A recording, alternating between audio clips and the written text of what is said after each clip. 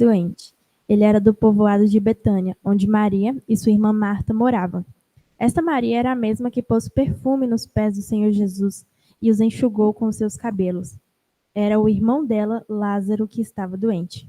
As duas irmãs mandaram dizer a Jesus: Senhor, o seu querido amigo Lázaro está doente. Quando Jesus recebeu a notícia, disse: O resultado final dessa doença não será a morte de Lázaro. Isso está acontecendo para que Deus revele o seu poder glorioso.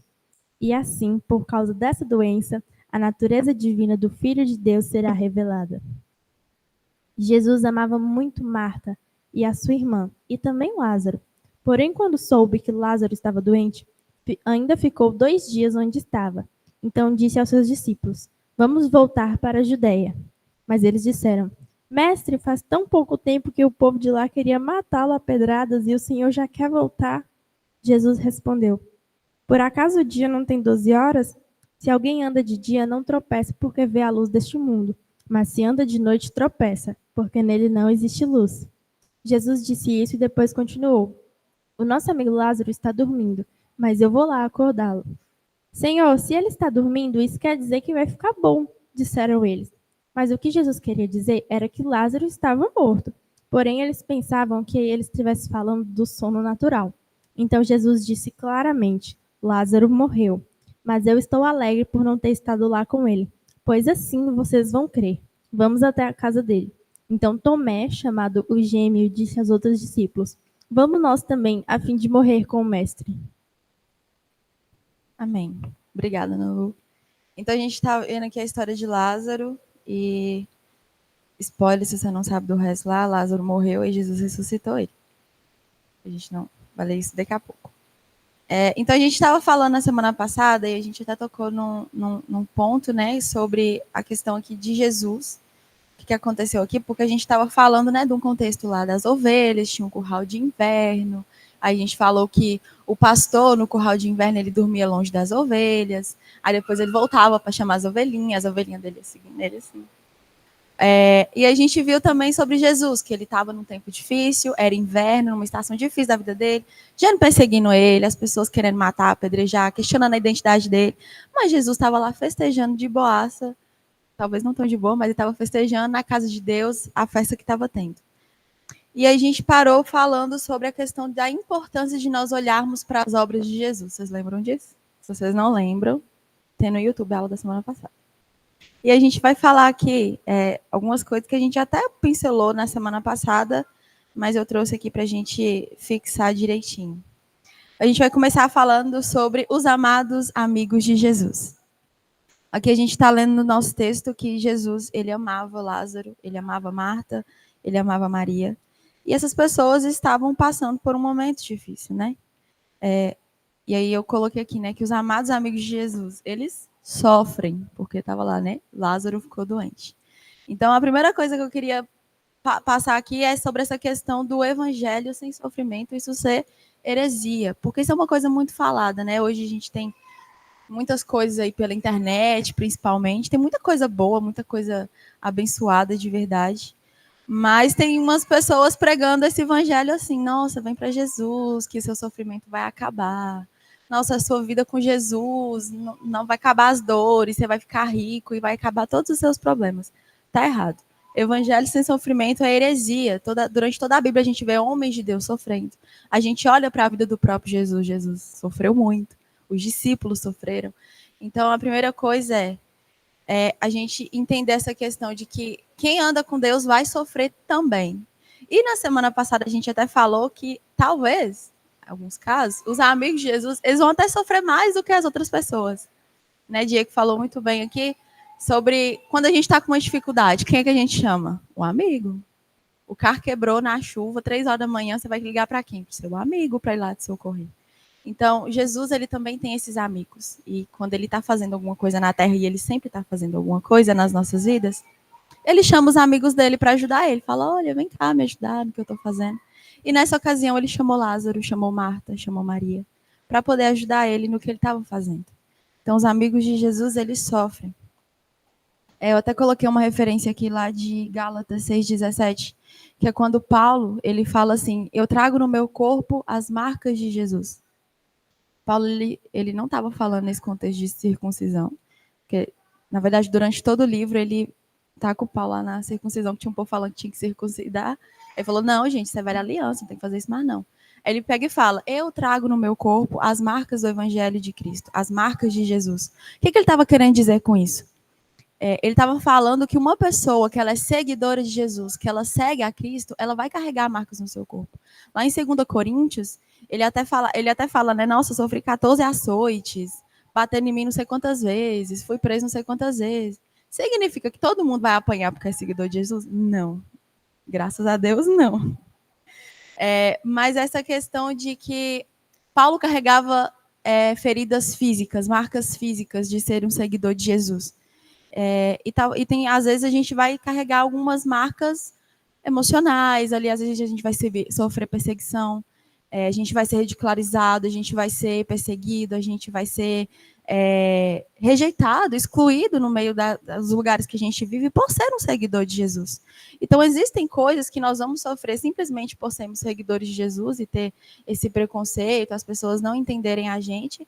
E tem também a questão de realmente Jesus ele chamar a gente para esse lado, né? Que nem Diego falou do pastor Geraldo, toda a história ali, e o pastor Geraldo testemunhou que depois do processo que ele passou, tanto que ele cresceu com Deus, e nós tivemos mudanças na nossa família aqui dentro da igreja depois do ocorrido. Então, assim, os amados amigos de Jesus, eles vão passar por coisas. Então, se você é um amado amigo de Jesus, que está passando por um sofrimento, não se entristeça, você é amado amigo de Jesus. E eu coloquei aqui também que é o privilégio de fazer parte da obra que Deus está realizando.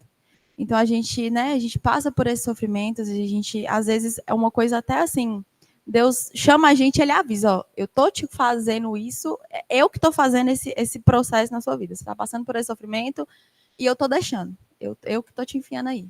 E às vezes a gente fica, meu Deus, mas por que Deus está fazendo isso e tal? Deus me ama, mas por que Ele está fazendo isso? Só que existe um privilégio nisso. Existe um privilégio de fazer parte da obra que Deus está fazendo. Então Deus ele está realizando uma coisa no mundo, ele está progredindo, né, com a obra dele. Tem toda a história, né? Tem a Bíblia, a gente tem aqui até a narração do futuro, tem o que está acontecendo agora. Deus está fazendo algumas coisas e ele usa as nossas vidas quando nós somos os amigos dele. Ele vai usar as nossas vidas para poder realizar o que ele está fazendo. Então existe esse privilégio de fazer parte do que Deus está fazendo. Então acho que é um olhar assim que a gente pode ter de gratidão de verdade. Poxa, eu posso estar passando por sofrimentos, mas eu tenho esse privilégio. Deus está fazendo coisas incríveis. E, assim, às vezes você poder olhar para uma obra e falar, não, mesmo que às vezes a gente erra, né? Deus chama a gente para fazer a coisa, a gente faz errado, ou então faz incompleto. Então, é Deus que vai lá e faz na graça dele, faz o negócio tudinho assim, e a gente fica, né? Que nem aquelas crianças que vai ajudar os pais a fazer os trem mais atrapalha do que ajuda. Mas Deus tem isso, né? Ele gosta da nossa presença, ele, como nosso pai, ele gosta da nossa presença, sendo filhos dele. E ele nos chama para isso e a gente tem esse privilégio de fazer parte do que Jesus está fazendo. E como a gente falou na aula passada, esses sofrimentos eles contribuem para trazer a gente para um lugar de maturidade. Maturidade que Deus quer que a gente tenha, como Ele quer que nós sejamos filhos maduros de Deus. Então é um privilégio fazer parte da obra que Deus está realizando. E eu coloquei também aqui que os amigos de Jesus, eles suportam extremos por amor a Jesus. Às vezes, se Deus chamar, tipo assim, qualquer pessoa, a pessoa não vai suportar, ela vai desistir, ela vai abrir mão daquilo, vai falar, não quero saber desse negócio. Mas as pessoas que amam Jesus, elas estão junto com ele. É que nem tem seu amigo, e aí você está enchendo o saco dele, mas ele permanece do lado seu, mesmo você cheio de problema, você atrapalhando a vida dele, ele fica lá do seu lado. E porque ele te ama. E se você e da mesma forma é com Jesus. Se a gente ama Jesus de verdade, a gente está ali realmente naquele amor por ele, quando ele chamar a gente passar por esse sofrimento, a gente não vai desistir. Então, são realmente sofrimentos reservados aos amigos de Jesus, que nem aconteceu aqui com Lázaro, com Marta e com Maria. Mas eles suportaram, porque eles eram amados por Jesus e eles amavam Jesus também. Então, são sofrimentos. Se você ama Jesus, você vai passar, mas o amor, tudo pode, tudo crê, tudo espera. Então, por causa do amor, a gente consegue suportar essas coisas.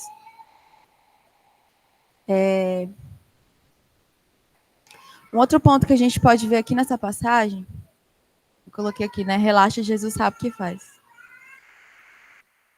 A gente viu lá no versículo 6, né? Que Jesus, ele mesmo sabendo que Lázaro tinha ficado doente, ele ficou mais 2 dias onde estava.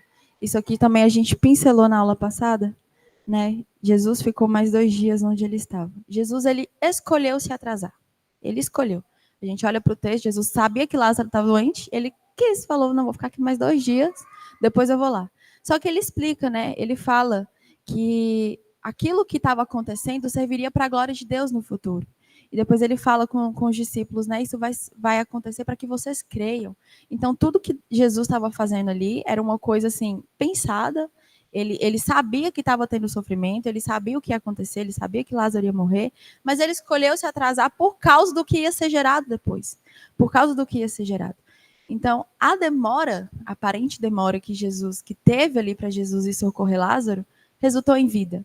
Resultou em vida em 2 situações. Primeiro para Lázaro, e aqui a gente pode incluir que ele foi ressuscitado, né? Mas a gente pode incluir também Marta e Maria, gente. Eu tenho certeza que a vida de Lázaro, de Marta e Maria, nunca mais foi a mesma depois disso. Lá na frente, a gente vê lá a gente não leu, mas lá no versículo 37, tinha até algumas pessoas questionando, né? Mas esse Jesus aí, ele não abriu os olhos do cego? Ele não podia ter curado o cara antes dele morrer? Podia. Se ele quisesse, ele podia. Só que eu até notei aqui na minha Bíblia, a ressurreição é mais legal. Então, Jesus, ele podia ter curado? Podia, só que ele escolheu a ressurreição, porque a ressurreição, naquela ocasião, ia gerar mais vida, o que Deus queria fazer, né? Então, a gente vê que lá na frente, por causa da ressurreição de Lázaro, muitas pessoas passaram a crer. E se ele apenas tivesse curado Lázaro antes dele morrer, talvez aquele tanto de gente não teria chegado a crer em Jesus, quanto aconteceu. Então, essa aparente demora de Jesus resultou vida para Lázaro, resultou vida na vida de Marta e de Maria, porque, poxa, pensa, era o irmão delas que tinha morrido. Se seu irmão morre, você é o quê? Você sofre, você chora. E com certeza elas estavam sofrendo, mas aí o irmão delas foi ressuscitado e a vida daquela família foi marcada ali pela ressurreição. Aquela família ali nunca mais foi a mesma, eles foram marcados por aquilo que Jesus estava fazendo. Então, mesmo que demorou, né, eu coloquei ele, relaxa, Jesus sabe o que ele faz. Ele realmente sabe o que ele está fazendo, porque ele sabia o que ia ser gerado. Então, por causa do resultado, do que ia acontecer, aquela demora ali gerou em vida, porque às vezes a gente fica ansioso, né? Nossa, não, está demorando, está acontecendo um monte de coisa, e às vezes a gente até recebe promessa, a gente ouve Deus falando, não, eu vou consertar a situação, eu vou curar, vai dar tudo certo, e a gente fica naquela ansiosidade, meu Deus, mas tem que acontecer logo, não acontece nunca. Relaxa, Jesus sabe o que ele está fazendo. Então, gerou vida. E eu já falei ali, né, que é a questão de muitas pessoas passaram a crer em Jesus. Então, gerou vida para todas aquelas outras pessoas que não eram da família, mas que viram a ressurreição. Talvez uma cura ali antes dele morrer não geraria tanta visibilidade quanto Deus queria que gerasse aqui nesse momento. Então, Deus, ele não demora, ele não se atrasa, ele faz tudo certo, do jeito certo. É o que a gente aprende com essa parte desse capítulo. Outra coisa interessante aqui que a gente vai poder ver é que quem enxerga não tropeça. Jesus, ele estava lá falando, né, que ele tinha que voltar lá para eu esqueci o nome. Ele tinha que ir lá para o lugar que Lázaro estava. Betânia. Ele tinha que ir para Betânia. E estava correndo o risco de ser apedrejado lá. E ele falou que ia. Os discípulos, você está ficando louco, você vai morrer lá. E Jesus pegou e falou com eles, quem enxerga a luz não tropeça. Cadê o versículo? O dia não tem 12 horas, quem anda de dia não tropeça, pois vê a luz deste mundo. Quando anda de noite, tropeça, pois nele não há luz. O que Jesus queria dizer com isso? Andar na luz, andar de dia, significa ter clareza, significa ser guiado pela luz. Então, se você está andando de dia, você não vai tropeçar porque tem luz, você está enxergando o que você está fazendo. O que Jesus estava querendo dizer ali para aquelas pessoas? É que ele sabia o que ele estava fazendo porque ele era guiado pela vontade de Deus, né? Jesus ficava falando, o Pai está em mim, eu estou no Pai. Eu e o Pai somos um. O Filho faz o que vê o Pai fazendo. Então, Jesus ele não fazia nada assim, sem entender o que estava acontecendo. Ele discernia de Deus, a gente vê, né, Jesus era um cara de oração, ele orava muito. Ele tinha comunhão com o Pai, ele escutava a voz de Deus, e o que Deus mandava, ele fazia. Então ele tinha clareza do que tinha que ser feito. Então Jesus, ele ficou 2 dias lá, não foi porque assim, sei lá, vou ficar aqui 2 dias para ver o que vai acontecer. Não, ele sabia o que tinha que ser feito. Então ele tinha clareza. Então, por mais que a ideia parecia absurda, que ele ia chegar lá correndo o risco de ser apedrejado, ele tinha clareza do que tinha que ser feito. E ele sabia que tinha que ir lá, porque ele era guiado pela voz de Deus, ele era guiado pela luz. Então, Jesus, ele andava sendo guiado pela vontade de Deus. Ele tinha clareza de direção, clareza de caminho, né? E Diego até falou aqui na ministração hoje, uma das funções do pai, né? Essa função do pai é dar esse discernimento, é dessa direção para a vida dos filhos. E Jesus, ele era filho de Deus, então ele tinha essa direção do pai, ele tinha essa direção. Ele tinha clareza do caminho que ele tinha que seguir. Então, por mais absurdo que poderia parecer, se é a direção de Deus, a gente pode ter confiança, a gente não precisa ter medo. Então, Jesus podia ficar, meu Deus, e se eu chegar lá e for apedrejado, não sei o quê. Mas ele não teve medo, ele foi, ele confiou na palavra de Deus. Então, às vezes Deus vai mandar a gente fazer algumas coisas que a gente vai ficar, Deus está ficando louco da cabeça dele. Será que Deus não está vendo que se eu fizer isso vai gerar aquilo? O dia quer falar aqui, ó, no microfone. Será que Deus não está vendo que isso pode acontecer, ou tal coisa, que tal catástrofe mundial pode acontecer se eu fizer isso que ele está mandando fazer? A gente fica nessa ideia. Só que se a gente é guiado por Deus, a gente não precisa ter medo. Deus sabe do que vai acontecer. Então, por mais louco que seja, a gente tem que obedecer. A gente até ouviu, né? A gente estava vendo nas últimas aulas. As ovelhas de Jesus são aquelas que ouvem e obedecem. Não é só ouvir e deixar a voz para lá. É ouvir e obedecer. Fale. Na verdade, é só uma ênfase, tá, gente? Porque às vezes a gente fica colocando aí a pessoa de Jesus, a clareza que Jesus tinha. Eu queria enfatizar que isso é um direito conquistado para você também. Ou seja, você como filho de Deus, né, claro, provavelmente nunca chegaremos no nível de clareza e de conexão que Jesus tinha com o Pai. Mas eu sei que a gente pode aumentar o nosso nível de clareza e conexão que temos com Deus. Ou seja, entender de verdade, com muita segurança, o que Deus quer para nós. Para poder fazer, às vezes, coisas difíceis que está todo mundo falando, não faz. Mas você tem certeza que é para fazer. Porque você tem um nível de conexão forte com Deus. E isso é adquirido através de relacionamento, presença contínua com Deus. Né? Esse dia eu vi essa ilustração, achei fantástico.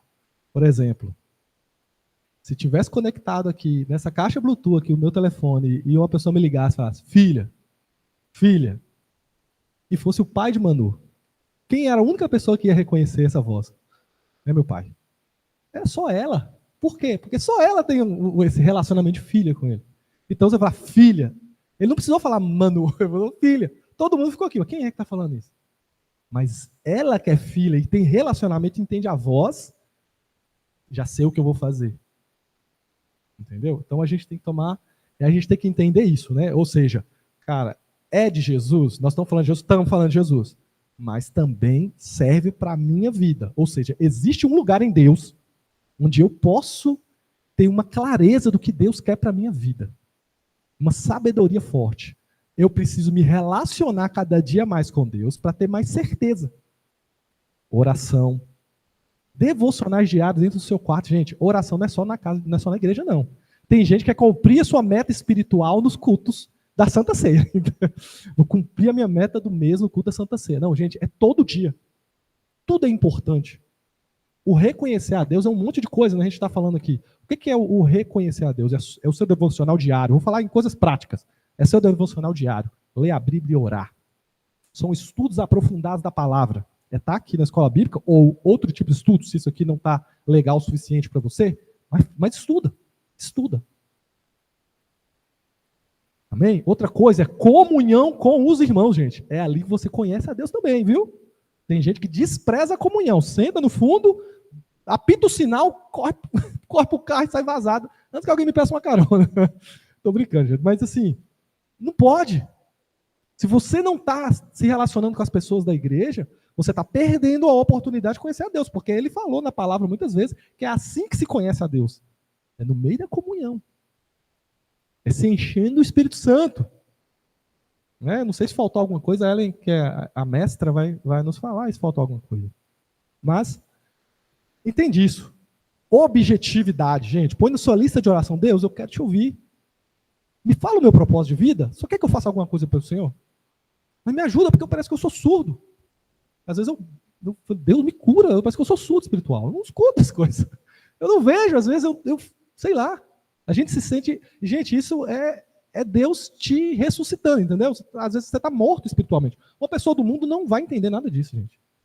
Isso é para os filhos de Deus. Ou seja, você pode estar tão alinhado com a vontade de Deus que ele vai falar, filho. Aí Moisés sabe, sou eu. Porque é filho. Entendeu?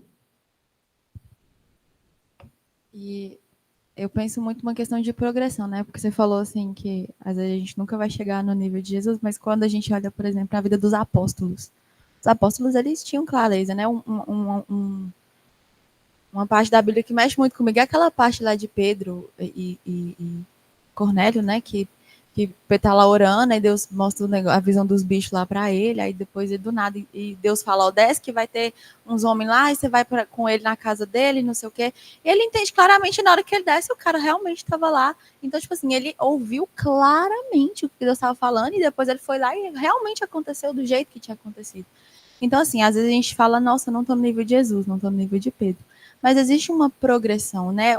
O conhecer, ele é progressivo, né? O tanto que eu conheço do meu pai hoje não é o mesmo tanto que eu conhecia dele quando eu tinha 3, 5, 10 anos de idade. Então, é uma questão de progressão. E eu ia falar uma coisa e esqueci. Mas é isso. Vamos continuar. Eu coloquei aqui, né? Jesus falou, eu sou a luz do mundo. A gente estudou isso lá no capítulo 8, se eu não me engano. E Jesus, ele é essa luz, né, que a gente, igual ele estava falando da questão da clareza, né? Então a gente precisa de uma clareza para andar. Eu preciso de uma direção. Ah, lembrei o que eu ia falar. Sobre a questão da progressão, é obediência. Porque às vezes a gente fica assim, nossa, eu preciso de uma direção de Deus, o que é que eu preciso fazer hoje? Assim, tipo, de uma coisa muito, assim, muito óbvia, né? Que eu preciso de uma direção de Deus. Só que às vezes Deus deu uma direção para você antes e você não obedeceu. Então, assim, Deus ele é assim, ó, ele vai revelando uns negócios picados. Até porque se ele falar tudo, a gente vai ficar louco da cabeça, porque a gente não entende. Ele vai falando picado. Então, às vezes, Deus deu pequenas direções, ou então, às vezes, não foi nenhuma direção pessoal, não. Tem os próprios direções da Bíblia, coisas óbvias que a Bíblia manda a gente fazer, né? Que nem essas coisas que o Diego falou, básico. Eu preciso fazer meu devocional, eu preciso ter comunhão com Deus diariamente. Aí a pessoa ela não tem comunhão com Deus diariamente, depois ela fica achando que ela está com problema, porque ela não escuta uma direção muito específica de Deus para a vida dela. Gente, não é que você tem problema de ouvir a Deus. É porque. Não, você tem um problema de ouvir a Deus, mas porque você não está buscando o básico. Então, assim, é uma caminhada de progressão. Então, eu quero uma mega revelação de Deus. Mas o básico você está fazendo? Tipo assim, as pequenas direções, você está obedecendo? Por que Deus vai te dar uma direção enorme se a pequena você não está fazendo?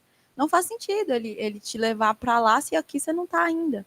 Então, é uma questão de obediência aos pouquinhos, né? Era isso que eu tinha que falar.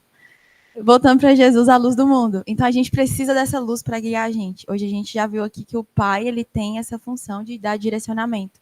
Então quando nós temos esse entendimento de que Deus é o nosso Pai, a gente vai realmente caminhando nessa vida de filiação com Deus, porque isso vai se traduzir muito nos nossos sentimentos, como a gente enxerga Deus, de como a gente age, como que a nossa expectativa com o Senhor, a nossa esperança nele.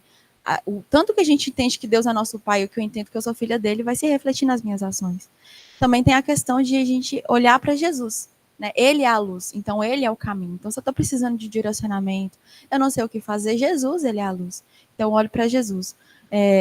Para onde que Deus está apontando? Qual é o caminho certo? O que a palavra de Deus me diz? Tem momentos da nossa vida que vão ser mais nublados assim mesmo, vão ser situações que a gente não vai ter tanta clareza do que está lá na frente. Só que a gente, aos pouquinhos, a gente, com base no que Jesus já falou, nas ordenanças dele, nos princípios bíblicos, a gente vai ter nessa direção, porque Jesus é a luz do mundo, então ele vai apontando para a gente esse caminho, ele mesmo fala, né, eu sou o caminho. Então a gente vai andando no que Jesus está falando, então quem enxerga não tropeça. Se eu olho para Jesus, se eu estou debaixo da luz dele, eu vou tendo essa clareza do que devo fazer. Eu tô lá no meu serviço, eu não sei se eu tenho que fazer uma coisa e tá, meu patrão tá me pedindo para fazer é bíblico, sabe?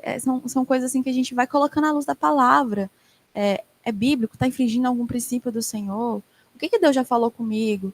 E para direções pessoais, né? Às vezes Deus dá uma direção, a gente fica louco assim, não.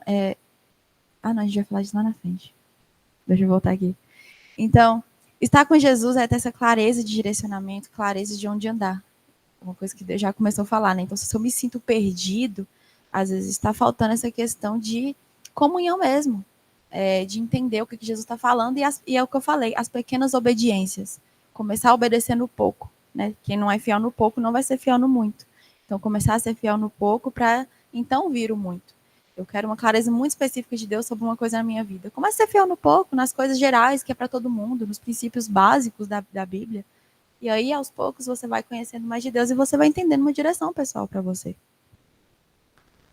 Quarta coisa aqui, que é o que eu falei que a gente ia falar. Sincero, porém imaturo. Lá do versículo 16, né? Tomé, do nada. Então, Tomé, chamado Dídimo, disse aos outros discípulos, vamos também para morrer com ele. Tomé, empolgadíssimo para ir lá morrer com Jesus. Só que assim, Jesus tinha acabado de falar que ele não ia morrer. Ele tinha acabado de falar que o que estava acontecendo ali era para a glória de Deus. Ele falou, olha, a gente está indo lá, Lázaro vai ressuscitar, e é para isso, é para que vocês creiam, tudo isso é para a glória de Deus, então a gente vai lá porque quem anda de dia não tropeça. E aí Lázaro ignora tudo isso que Jesus falou, Jesus já falou por que estava acontecendo aquilo, o que ia acontecer, ele ignora e fala, não, nós vamos lá morrer. Então, tipo assim, ele ignorou completamente. Isso mostra um coração dele sincero, de não, nós vamos morrer com Jesus. Ele estava naquela empolgação, né? Vamos morrer com Jesus, eu vou morrer com Jesus. E, de fato, os discípulos, eles morreram por Cristo. O único que não foi assassinado assim, que não foi assim, foi João, mas depois ele foi jogado lá na ilha lá e morreu lá, de vez, sei lá, não sei. Mas todos eles morreram, só que aquele não era o momento ainda. Não era o momento de Jesus morrer, não era o momento dos apóstolos morrerem. Então ele tinha um coração sincero, só que ele estava sendo imaturo, porque Jesus já estava falando o que ia acontecer, ele já estava falando tudo que ia ser gerado, e ele não estava entendendo. Ele falou, não, nós vamos morrer agora, vamos lá morrer. Então ele tinha essa sinceridade, essa empolgação, mas uma imaturidade. Ele queria fazer o certo. É certo querer morrer por Jesus? É um coração bom? Não é qualquer pessoa que se dispõe a morrer por Cristo.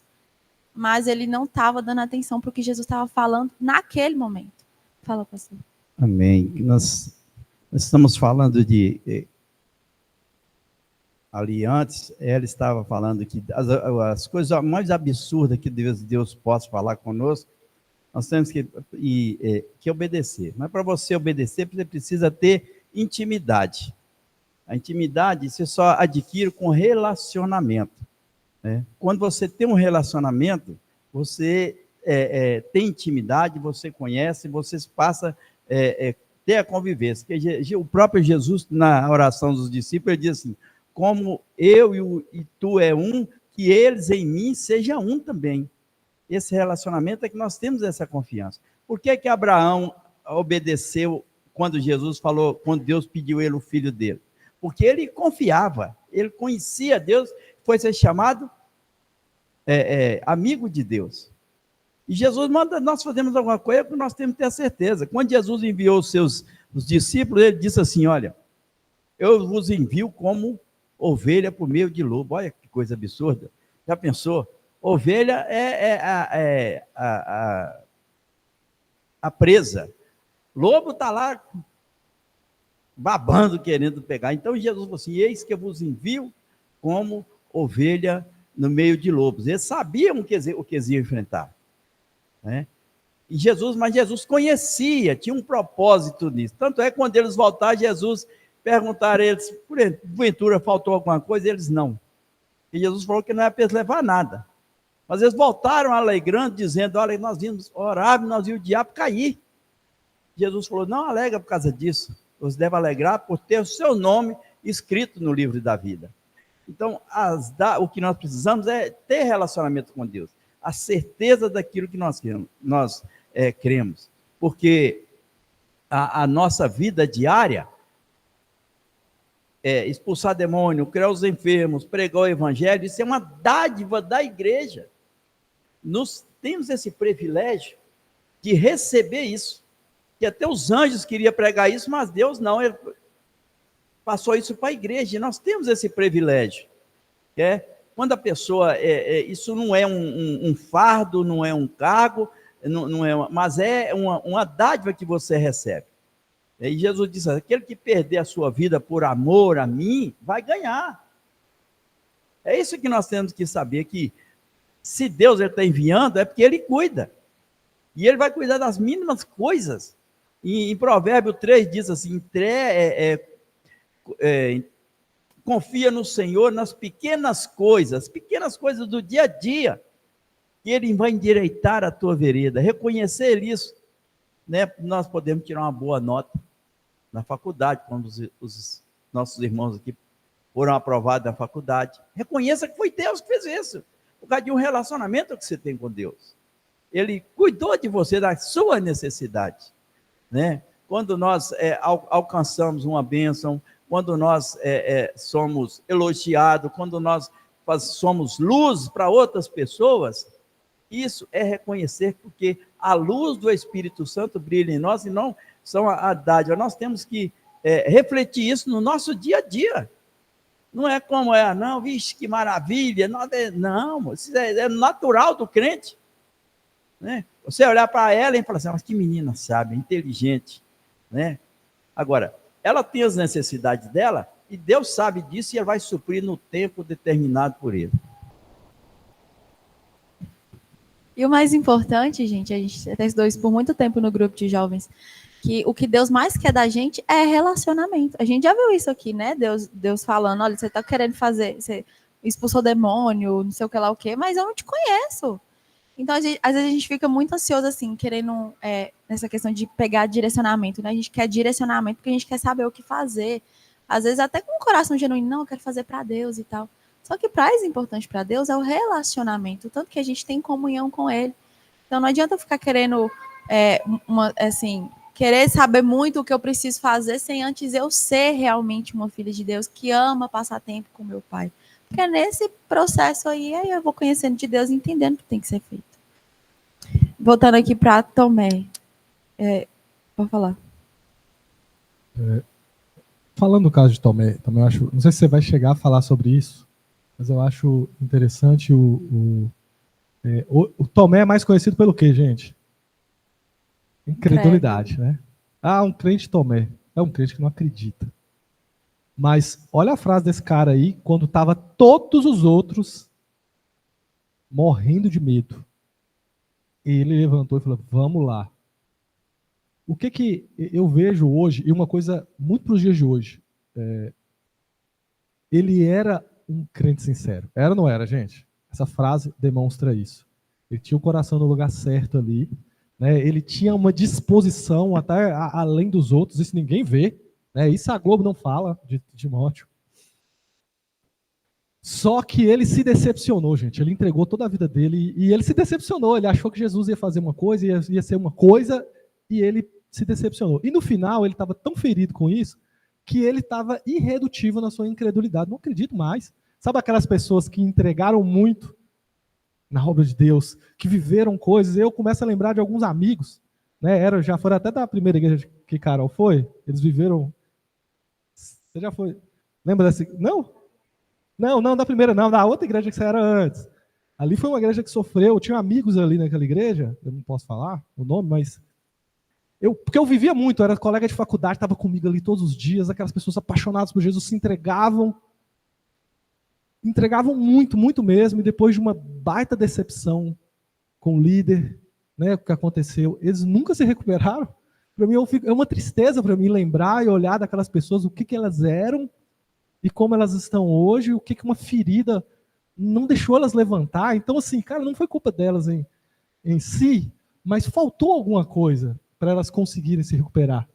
Tomé, ele teve que tocar na ferida de Jesus, ele teve assim, precisou de uma intervenção poderosa de Jesus ali, né? Jesus aparece para os 12 e fala assim, Tomé, já chama, é o primeiro, vem cá, toca aqui do meu lado, enfia o dedo aqui na ferida, para ele ser curado dessa incredulidade. Então a gente tem que tomar cuidado, que eu vejo muitas pessoas sinceras e se entregando a Jesus, mas a gente tem que se vacinar de algumas coisas, para que não aconteça essa síndrome de Tomé. Que tem muita gente nessa síndrome de Tomé, sabe? Pessoas que se entregaram, que eram sinceras, que era tudo, E hoje todo mundo olha para ela, incrédulo.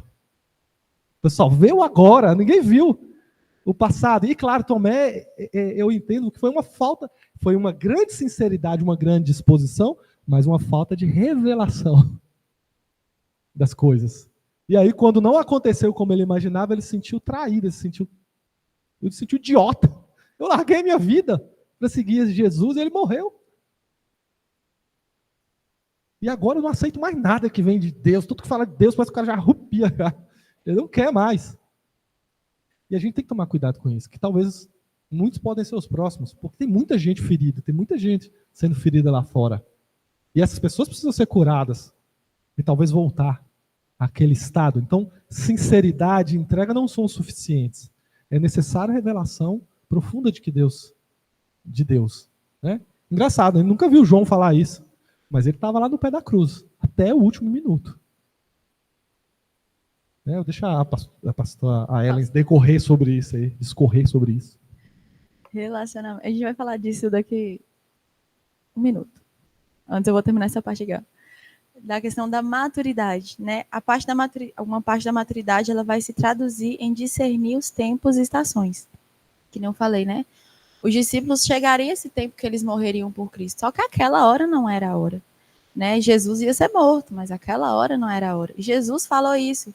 Só que Tomé, de certa forma, ali, ele foi imaturo e não entender. E Jesus estava falando e ele não entendeu que não era aquela hora. Então, assim, às vezes, né, nessa empolgação, vamos lá fazer, não sei o quê. Que nem a criança, o pai fala, nós vamos fazer tal coisa, amanhã. Aí a criança fica, nossa, já aquela empolgação e quer fazer agora e não sei o quê, não sei o quê. Calma, é amanhã, não é agora. Então, assim, a gente tem que ir para esse lugar de maturidade, né? A gente já falou muito de maturidade. E os sofrimentos vão nos levar para esse lugar. Então, talvez Tomé teve que sofrer ali, né? Todas essas coisas para ele chegar nesse lugar de maturidade, um filho maduro de Deus. Então, maturidade e entender essa questão dos tempos e estações que Deus está fazendo na nossa vida. Então, ele vai fazer uma coisa, mas talvez não seja agora. Ou então a gente acha que é uma coisa para muito, depois Deus está falando, não, é agora que tem que fazer. Essa questão da maturidade. Então, a importância da gente ouvir a voz de Deus. Jesus falando e Tomé não estava ouvindo. A gente tem que ouvir. E agora, falando daquilo ali que o Diego estava falando, recapitulando, porque a gente já começou a falar isso antes, né? De proteger o coração da incredulidade. E na aula passada a gente parou nisso, né? Falando sobre... a primeira coisa que a gente falou foi sobre crer e se lembrar das obras de Jesus, que está lá no capítulo 10. A gente viu que quando a gente lembra das obras de Jesus, isso protege o nosso coração da incredulidade, porque eu só estou sofrendo agora, a gente tem a tendência, né? Não, eu estou passando por um momento difícil agora, e parece que a gente quer resumir Deus todinho naquele único momento que a gente está. Só que quando a gente para se lembrar das obras de Jesus, que testemunham quem ele é, testemunham a natureza dele, a gente fala, não, Deus não é isso aqui que eu estou enxergando agora. Deus é o Deus que fez tantas coisas na minha vida, que fez coisas na vida dos meus amigos. Deus é aquele Deus lá da Bíblia que fez aquele tanto de coisa com aquele tanto de gente. Esse é Deus. Ele não se resume num momento específico agora. Então, proteger o meu coração da incredulidade, né? Eu coloquei no segundo ponto, eles nos ajudam a suportar os dias maus. E a gente olhou para essa história aqui de Lázaro. Jesus, ele escolheu ficar um tempo longe. E às vezes a gente passa por esse momento de achar que Deus está longe da gente. Porque, meu Deus, Deus está longe, que nem o curral de inverno, né? Que o pastor tinha que dormir longe das ovelhinhas. Mas ele voltava e chamava aquelas ovelhas. Então, essa questão de relacionamento, as ovelhas, elas conhecem a voz do pastor porque elas têm intimidade com o pastor passa muito tempo ali com elas. Então, a gente vai aprendendo a ouvir a voz de Deus, vai tendo intimidade com o Senhor, a gente vai aprendendo a reconhecer, e quando ele vai falando, isso vai protegendo o nosso coração da incredulidade. Então, então eu não vou resumir Deus por um simples momento que está passando agora na minha vida. Aconteceu uma catástrofe mundial na minha vida, e aí fiquei nervosa. Nossa, Deus é ruim, Deus é mau. Mas não é, porque se eu olhar para o histórico dele, é infalível. Então, isso aqui não resume Deus. E tem um propósito futuro para isso. Então, primeira coisa, né? Proteger o nosso coração da incredulidade, é se lembrar de quem Deus é. Então, né, Diego começou falando sobre isso ali da questão de Tomé, e a gente vai continuar falando desse assunto de proteger o coração da incredulidade. E eu coloquei aqui, né, um processo de cura. Vocês lembram? Na primeira aula eu falei com vocês que Jesus tinha falado comigo que ele queria gerar cura no nosso meio. Então, um processo de cura que a gente vai olhar aqui, até voltando lá no versículo que a gente já tinha visto lá de Hebreus. Hebreus 3, né? A gente estava vendo lá sobre aquelas pessoas no deserto, né? Lá da história do Egito, que elas se revoltaram contra Deus. E elas, aí estava falando que elas tinham um coração incrédulo, um coração duro, que elas não se lembravam de quem Deus era. E aí a continuação desse versículo está aqui, ó. Cuidado, irmãos, para que nenhum de vocês tenha coração perverso, incrédulo, que se afaste do Deus vivo. Ao contrário, encorajem uns aos outros todos os dias, durante o tempo que se chama hoje, a fim de que nenhum de vocês seja endurecido pelo engano do pecado. O que esse versículo está mostrando aqui para a gente, né? Muito importante. Como que a gente vai proteger o nosso coração, né? Não tem um coração perverso e incrédulo que se afaste de Deus. Ao contrário, encorajem uns aos outros. Então, uma receita que esse versículo está passando aqui para a gente é esse fato de nós nos encorajarmos uns aos outros. Essa questão da comunhão. É uma coisa que Deus tem falado muito com a gente. Então, nós precisamos, gente, de amigos da fé. Nós precisamos disso aqui. Os irmãos é chato? É. Tem gente que pisa no meu carro? Tem gente que enche o saco? Tem. Mas é essa coisa aqui que vai proteger a gente quando a gente tem realmente um vínculo verdadeiro com essas pessoas que acreditam no mesmo que a gente, que compartilham dessa nossa fé, elas vão nos ajudando a passar por esse processo. E ele fala, é durante o tempo que se chama hoje, ó. Durante o tempo que se chama hoje. Então, não é esperar a incredulidade chegar para procurar a comunhão. Meu filho já vai estar cauterizado, vai ser muito mais difícil o processo. Então, é hoje, já protegendo o coração, é uma medida profilática. É antes, não é espera ficar doente para você tomar um remédio mais forte. Começa agora. Então, agora investir na comunhão, é estar no meio dessa gente que pisa no seu pé, mas que vai te proteger, que vai guardar o seu coração de uma incredulidade, da perversidade que se afasta do Deus vivo. Então, se você não quer se afastar de Jesus, você precisa estar no meio da comunhão. Então, eu coloquei aqui, né? Estar na comunhão verdadeira livra o nosso coração de ser incrédulo, perverso, endurecido e enganado pelo pecado. E aqui uma questão importante, né? Acho que eu coloquei no próximo, que a comunhão, ela tem que ser verdadeira. Eu coloquei muita coisa. Ela tem que ser verdadeira de verdade. Não é tipo assim, eu vou lá no culto, aí você conversa com os irmãos, assim, umas coisas assim, bem superficial, vai embora para sua casa e fica a vida toda desse jeito. Claro que no começo vai ser assim, que você não tem intimidade com a pessoa, você não vai conseguir conversar nada muito profundo com as pessoas e realmente abrir seu coração. Mas é um processo, sabe? É uma comunhão que ela realmente tem que ser verdadeira. E quando a gente olha até aqui para a história de João, lá no versículo 38, eu vou ler aqui do versículo 38 até o 44. Está escrito assim, Jesus outra vez profundamente comovido, foi até o sepulcro. Era uma gruta com uma pedra colocada à entrada. Tirem a pedra, disse ele. Disse Marta, irmã do morto, Senhor, ele já cheira mal, pois já faz 4 dias. Disse-lhe Jesus, não lhe falhei que se você cresce, veria a glória de Deus? Então tiraram a pedra. Jesus olhou para cima e disse, Pai, eu te agradeço porque me ouviste. Eu sei que sempre me ouves, mas disse isso por causa do povo que está aqui, para que creia que tu me enviaste. Depois de dizer isso, Jesus bradou em alta voz, Lázaro, venha para fora. O morto saiu, com as mãos e os pés envolvidos em faixas de linho e o rosto envolto num pano. Disse-lhe Jesus, tirem a faixa dele e deixem-no ir. Aqui a gente vai ver 2 coisas importantes, né, sobre essa questão do processo de cura, que nós precisamos dos nossos amigos que a gente está falando. Jesus curou Lázaro. Jesus foi lá e chamou ele para fora. Só que ele precisou de amigos para retirar as pedras dele, para ir lá retirar a pedra. Ele precisou de amigos, de pessoas que fossem lá depois tirar as faixas dele. Então, nós precisamos de estar junto com as pessoas, né? Tirem a pedra dele. Nós precisamos dessas pessoas. Jesus, ele vai realizar a cura em nós. As pessoas, elas não têm esse poder de realmente fazer uma cura e transformar o nosso interior. Só que elas são usadas para tirar essas pedras, elas são usadas para tirar essas faixas que às vezes estão nos prendendo. Essas pessoas, elas são usadas por Deus. Então, nós precisamos dessa comunhão porque Deus quer nos curar. Deus, ele quer proteger o nosso coração. E ele vai fazer isso através de pessoas. Então, é uma questão de comunhão verdadeira. E tem que ser um processo intencional. A gente, até olhando a gente já falou algumas vezes disso, né? Mas o grupo dos crias, né? Como é que é, Natália? Nós começamos, era eu, Natália, Ana Luísa, Ágata e Yasmin. Às vezes. E aí foi crescendo, e tipo assim... E assim, foi um processo, já tem o quê? Uns 3 anos? Sei lá, eu perco as contas. Uns 3 anos que a gente começou, e a gente tem crescido em amizade. E assim, eu não consigo, passo das mãos assim, a quantidade de vezes que só de estar juntos deles, assim, na comunhão, que eu fui curada.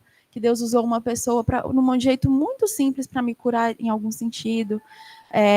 Aí a gente sempre gosta de... A gente está lá nos nossos cultos, né? Todo mundo conversa, todo mundo dá sua opinião, dá seu exemplo. Isso vai gerando cura um no outro. Porque às vezes está com uma dificuldade que o outro já passou. E aí a pessoa vai conversando, aquilo ali vai te curando, vai te ajudando. Então é uma comunhão verdadeira. Vocês acham que esse povo não enche o saco? Enche o saco, gente. Evelyn e João brigam todo culto eles estão brigando. Eu não sei o que esse povo arruma. Mas tá lá, um ajudando o outro. Eles brigam porque eles parecem com o outro. Os dois é chato. Mas, assim, é uma comunhão, entendeu? Uma pessoa realmente ajudando a outra. Então, eu tô com uma dificuldade, poxa, Natália, me ajuda. E por aí vai. Uma vez que eu tava lá morrendo, eu falei, Natália, me ajuda. Ela pegou e me ajudou. Tipo, ela falou uns negócios muito óbvios que eu já sabia, só que naquele momento eu tava precisando escutar o óbvio que eu não tava absorvendo por mim mesma. E me ajudou. Então, assim, é realmente uma comunhão verdadeira. E eu coloquei ali, né, um processo intencional, gente. A gente teve que ser intencional para isso, né? Igual ano passado, a gente estava estudando justamente sobre essa questão da amizade. E que Jesus, ele tem seus amigos, ele apresenta os amigos dele para os amigos dele, né? Então, tipo, se eu sou amigo de Jesus, ele vai apresentar um amigo dele para mim. Então, a gente teve que ser intencional nisso. Então, às vezes, o irmão pisou no meu pé, Evelyn pisou no calo de João, ele vai ter que relevar e vai ter que ser intencional. Não, eu preciso ter comunhão com Evelyn. Vou relevar que ela tá enchendo meu saco. Que ela enche mesmo. Mas a gente precisa de Evelyn. A gente precisa dela. A gente precisa de João. Eles precisam de mim. Eu encho o saco desse também. Eles precisam de mim. Boa sorte. Mas é justamente essa questão de ser intencional. Então, o irmão tá pisando no meu calo, eu preciso ser intencional de ser íntimo dele. Então, às vezes a gente fica, não, eu não vou lá, não vou naquela comunhão que vai ter lá, sei lá, marca o churrasco do Giaco, né? O Giaco não gosta de fazer churrasco. Faz o churrasco, né? Aí o Giaco fala, não vou não, porque tem aquele irmão lá que ele é muito chato, que ele enche meu saco. Você tem que estar lá, meu filho. Você está servindo a Deus, tem que estar em comunhão com os irmãos seus. Vocês têm que ser um grupo unido. Aí tá o grupo de louvor, um enchendo o saco do outro. Ninguém aguenta mais uma pessoa brigando. É Carol e Diego, toda vez. Alisson e Diego nem se fala. Mas precisam um do outro. O problema é Diego.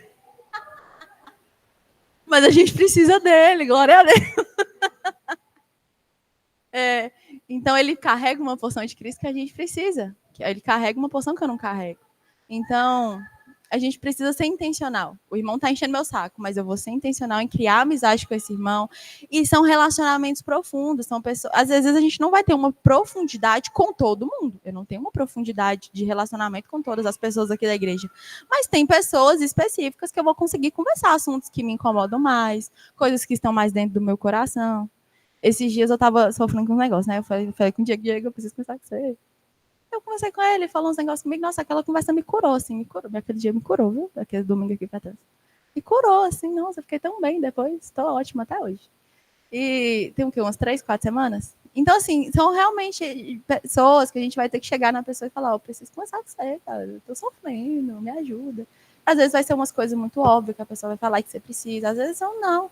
Então, às vezes são coisas que a pessoa tem uma experiência a mais, ela vai conseguir te ajudar, porque ela já apanhou naquilo. Então, para de apanhar sozinha. Às vezes está sofrendo com um negócio que não precisa sofrer tanto. Tem uns irmãos que é mais maduro, que já passou por aquelas coisas. E você pode pedir ajuda deles, não tem problema, eles vão te ajudar. Porque é justamente essa questão que Deus quer, né? São filhos maduros. E ele vai usando dessa comunhão para a gente amadurecer um ao outro, para a gente realmente estar próximo do outro. Então, eu coloquei, não vale a pena tentar viver uma vida cristã solitária. Não vale a pena. Você vai se machucar. É antibíblico, tá errado, porque Jesus fala que a gente tem que ter comunhão com as pessoas. Não tem nada a ver com o evangelho, porque o evangelho é uma coisa de comunhão. E você vai sofrer coisas que você não precisaria sofrer se você tivesse amigos. Se você realmente tivesse essas pessoas que te ajudariam. Diga. Uma coisa que me veio à mente aqui, gente, porque muitas vezes a gente se engana por causa dos resultados que nós temos. Às vezes eu tenho um resultado de, poxa, eu prego bem, eu oro e as coisas acontecem, tal, né? Eu tenho uma performance de crente. Mas a gente precisa das pessoas, porque eu lembrei agora do profeta Elias.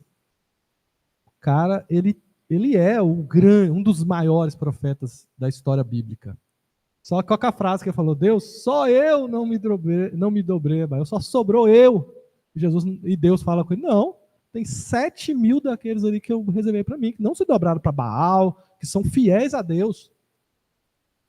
Entendeu? Então, o que aconteceu com Elias, gente? Elias, além de ter esse símbolo de todo esse poder, ele é, quando as pessoas querem falar de depressão, ansiedade e problemas psicológicos, Elias geralmente é um daqueles que as pessoas usam. Por quê? Porque ele ficou deprimido, enfiou numa caverna, ele não queria mais fazer nada. Porque depois que ele matou 400 profetas de Baal, foi 400? 800 profetas aí desses deuses pagãos, uma mulher levanta, eu vou te matar. Ele deprime. Porque ele era sozinho, gente. Na cabeça dele, só eu sobrei. Entendeu? E ele não tinha ninguém. Por mais que ele tinha grandes resultados, ele achou que ele não precisava, ou ele não se relacionou com as pessoas. Entendeu? Então, por mais que você tenha resultados, se aproxime de pessoas, tenha relacionamentos sinceros, tenha relacionamentos profundos, né? Para que a gente não entre num lugar de autodestruição, num lugar de depressão, num lugar de tristeza. Né? Você não como é que fala? Não sei, gente, porque tem gente que acha que se não for ele, o evangelho, a coisa não vai acontecer. Que tem que ser ele. Não. Deus é maior. Nós temos o privilégio de participar. Mas, assim, enquadra nisso para se proteger, né? Se proteger, porque senão você vai entrar no caminho de Elias também. Né? Tomara que a gente tenha coisas boas dele, mas não esse lado, né? Esse lado da depressão, da tristeza. E é muito importante falar disso hoje, gente. Porque um dos maiores caminhos para ansiedade, depressão, tristeza é esse isolamento que foi agravado na pandemia, mas que já era uma coisa que acontecia antes, gente. Acontece em muitos lugares de pessoas que são membros de igreja que ninguém sabe dela. Ela entra, ela oferta, ela participa do culto, vai embora, ninguém sabe quem ela é. Ou seja, isso não é cristianismo, isso não é evangelho. E essa pessoa está totalmente suscetível a todos esses problemas aí, né, de depressão, de ansiedade. Tendo isso, às vezes a gente passa por esses problemas, né? Mas Deus curou a vida de Elias, o quê? Colocando a vida dele no Eliseu. Alguém para aprender com ele, alguém para viver com ele, alguém para... Entendeu? E é isso, gente. Manda para a Carol lá que ela quer falar.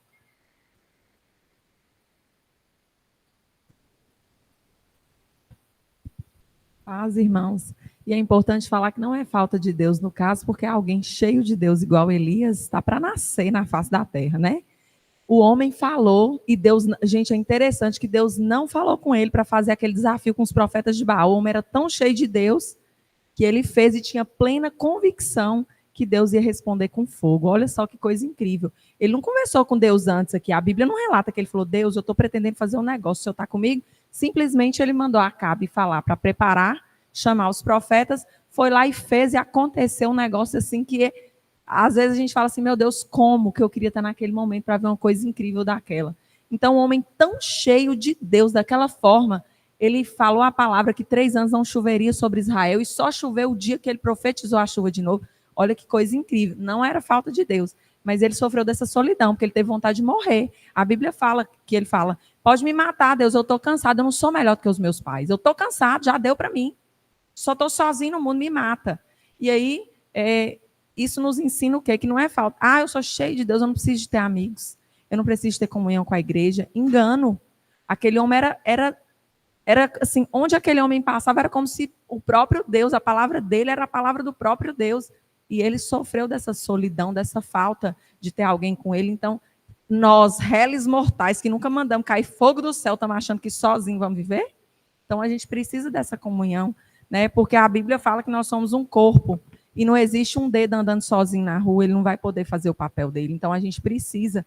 E não é porque eu sou cheio de Deus que eu não preciso de meus irmãos. Eu vou viver sozinho. Muito pelo contrário. Isso vai fortalecer né, a minha fé, vai fortalecer a presença de Deus em mim, porque aquele que é do Senhor, ele está rodeado de pessoas, ele ama pessoas, ele cuida de pessoas, ele serve pessoas. Eu pensando em 2 pontos aqui, né, que às vezes alguém pode estar pensando, não, mas eu já tenho os amigos, mas às vezes são amigos, assim, fora da comunhão, né? E quando você tiver sua crise na fé, esses amigos eles vão conseguir te ajudar? Eles vão conseguir te tirar do poço lá, e, enfim, te jogar para frente e colocar você no propósito que Deus colocou? Então, assim, você pode ter as pessoas lá de fora, mas tem que ter esses amigos também daqui de dentro, pessoas de Deus que vão te ajudar a permanecer na caminhada, que é o principal que a gente está falando aqui, né? E a questão de processo intencional, gente, é que leva tempo. Às vezes você está aqui falando, nossa, eu não tenho tantos amigos assim de Deus e tal. Aí vai começar, vou investir. Não é do dia para a noite que você vai ter um melhor amigo. Então, assim, essas coisas levam tempo, comunhão, são anos, e você vai investindo, plantando a sementinha, e daí depois você vai colhendo os frutos. Mas tem que ter paciência, e era isso. Hoje é isso que a gente tem para falar. Acabou. Amém. Vou falar. Só dar um parecer aqui, que ele não vale a pena tentar viver uma vida cristã solitária. Vamos agora citar o caso, nós estamos contando o caso de Elias. Elias, naquela época, ele era o cara, mano, ele arrebentou. Né? O desafio, os caras jogou água, ele pode jogar mais, pode jogar água mais. Ele orou e o fogo veio e lambeu tudo. Né? Depois dele fazer essa façanha, igual o Diego falou, ele se isolou. Falou, só eu. Né? Nós temos que ter muito cuidado com isso, querido. Tem pessoas que é assim. Mesma hora que está lá em cima, depois que está cá embaixo. Muitas vezes falar, não, tudo é eu. Só eu. Ô vida, ô coisa. Né? Começa a reclamação de tantas coisas. Gente, o que nós temos que olhar é o seguinte, quando Elias estava na maior dificuldade, Deus chamou ele e falou, não, Elias, você não é o único, não, tem muitos ali. Muitas vezes a gente fica achando que a gente é o cara, né? Mas Deus fala, cuidado, você pode estar sentado de um grande juiz, de um grande advogado, de um grande evangelista, de uma pessoa vai ser notório no seu tempo.